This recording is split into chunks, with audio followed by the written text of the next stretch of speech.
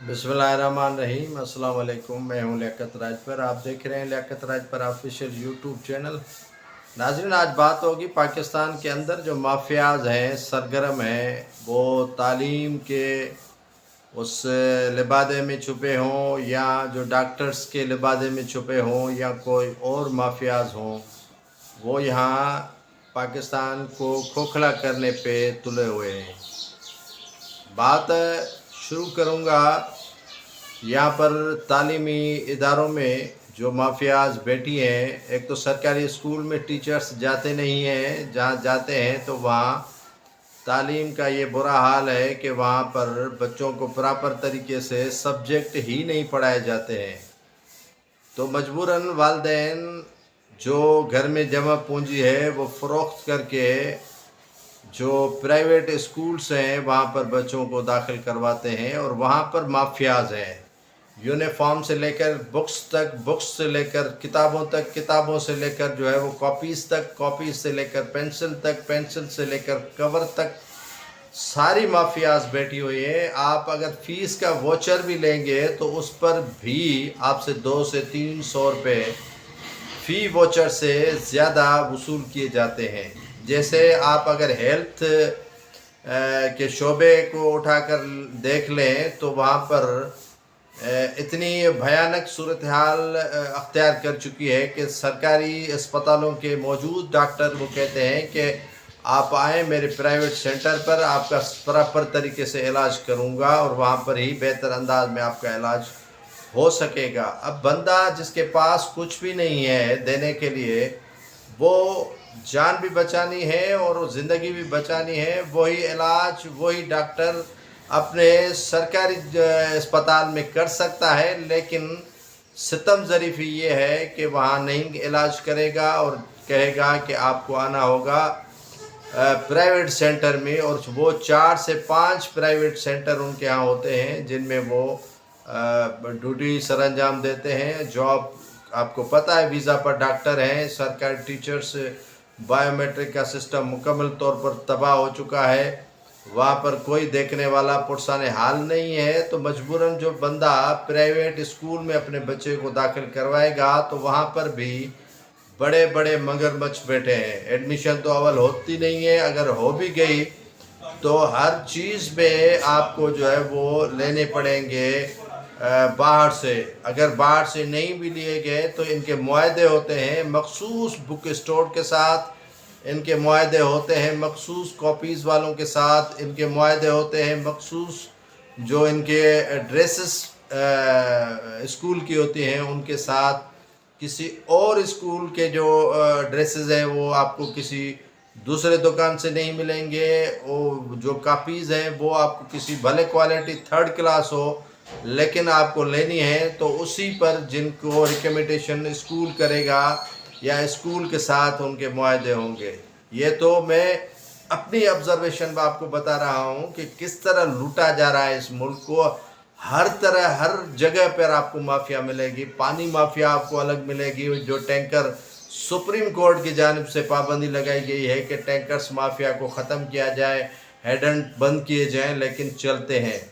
हज़ारों की तादाद में टैंकर भरते हैं, हज़ारों की तादाद में टैंकर्स जाते हैं और पानी सप्लाई करते हैं, और वहाँ पर पानी सप्लाई होता है लेकिन गरीब के इलाके में पानी नहीं होता। गरीब को पानी पहुँचाना इतना ही मुश्किल है जितना तालीम हासिल करना, जितना सेहत के जो अफादियत है वो हासिल करना। सरकारी अस्पतालों में अद्वियात नहीं है, सरकारी स्कूल्स में किताब बुक्स नहीं मिल रहे हैं, और उनके छपाई पर अरबों रुपए के जो है वो बिल्स निकाले जाते हैं, लेकिन किताब नहीं मिल रहे हैं।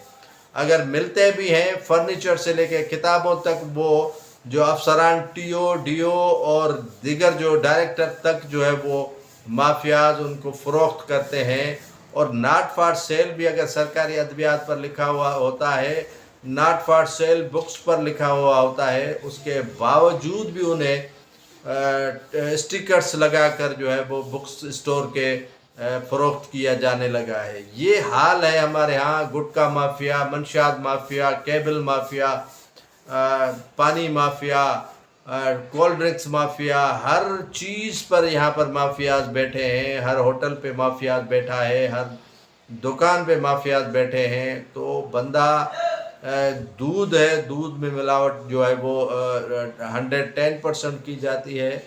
तो कोई चेक एंड बैलेंस नहीं है, कोई अफसरान पूछने वाला नहीं है, कोई मजिस्ट्रेट नहीं है, कोई इनके हाथ तड़ियाँ लगा दी जाए, इन पर जो है वो भारी जुर्माना आयद किया जाए, लेकिन कोई पूछने वाला नहीं है कि इनके खिलाफ एक्शन आखिर लेगा कौन। प्राइवेट स्कूल्स जो माफियाज हैं वो इतने मजबूत हो गए हैं कि इनको हिलाना मुश्किल हो गया है। अस्पतालों के अंदर जो प्राइवेट सेंटर्स बने हुए हैं, वहाँ की माफियाज इतनी मजबूत हो गए हैं कि उनको हिलाना ही मुश्किल बनता जा रहा है।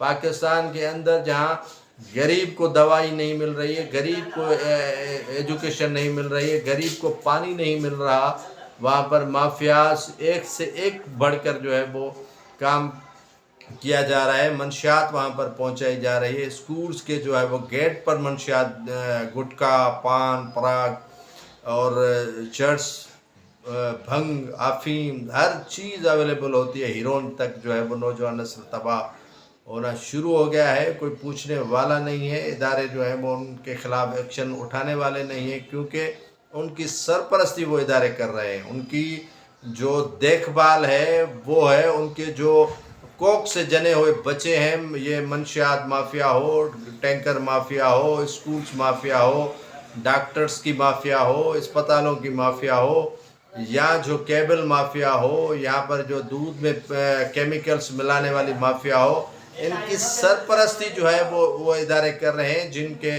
ये कोक जने बच्चे हैं और ये इनके जो है वो पीठ से निकले हुए बच्चे हैं, जिनकी सरपरस्ती की जा रही है।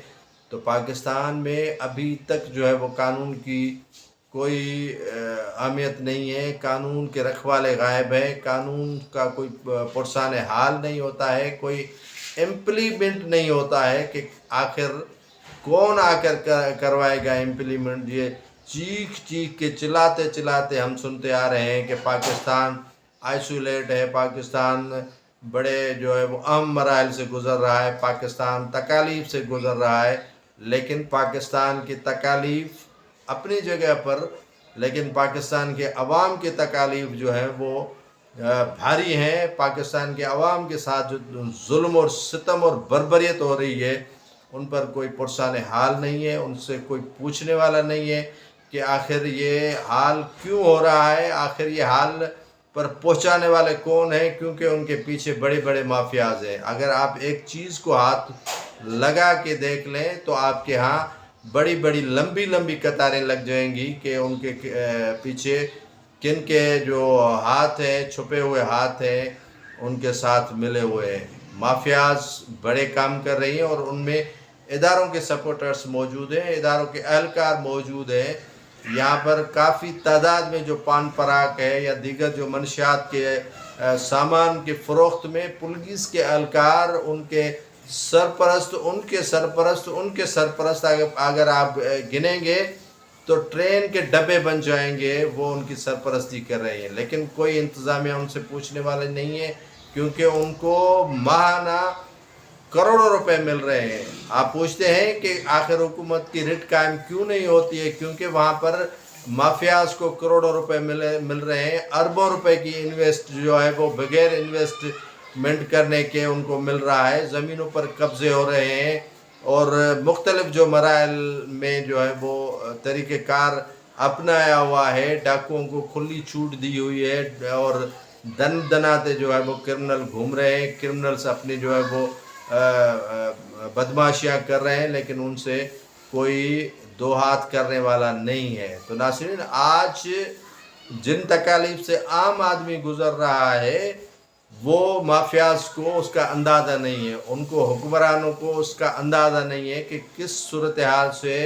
पाकिस्तान का आम फर्द गुज़र रहा है। तो मेरे कहने का मकसद सिर्फ ये है कि हर शाख पे उल्लू बैठा है और ये चमन नहीं उजड़ेंगे तो क्या होगा, चमन बर्बाद नहीं होंगे तो क्या होगा, चमन के साथ इस तरह नहीं होगा तो क्या होगा।